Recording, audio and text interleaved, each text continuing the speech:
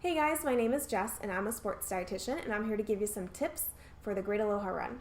So for starters, let's talk about training. If you are planning on using any kind of fuel or sports products during the race itself, then make sure you are training with that same product. Now, how do you know if you need a product during the race? Well, you might need some kind of sports product during training or the race. It just kind of depends on who you are and how well trained you are.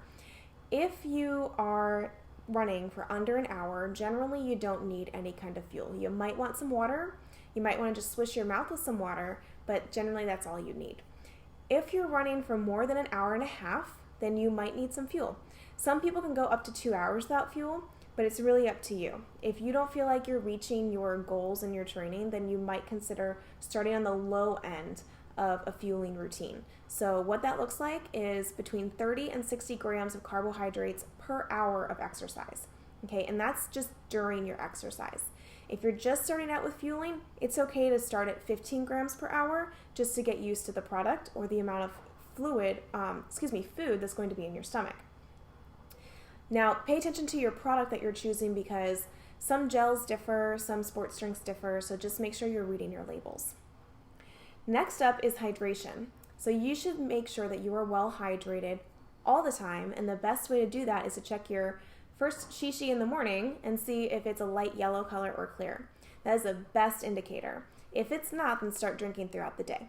And I don't mean chugging your water bottle 1 hour before bed because you're probably going to wake up and have to go. I mean drinking 2 or 3 of these across the day, sometimes 4 if you're a larger person or you're exercising twice a day.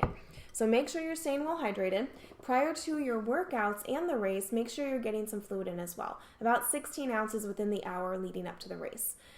And during your workouts, if you're going for more than an hour or it's particularly hot out and you tend to lose a lot of sweat, you might want to consider taking some fluid with you. If you're going over 90 minutes, and especially in the heat, make sure you're bringing some kind of fluid with you. Now, how much should you bring?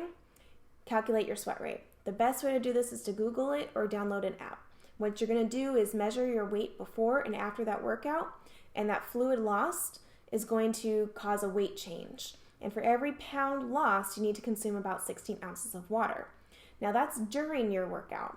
Let's say after your workout, you're really still dehydrated because you can only carry so much water, right? So the goal is not to replace 1-for-1 the water that you've lost during your workout. The goal is to close that gap so that your weight doesn't change too much and you don't become too dehydrated during that workout.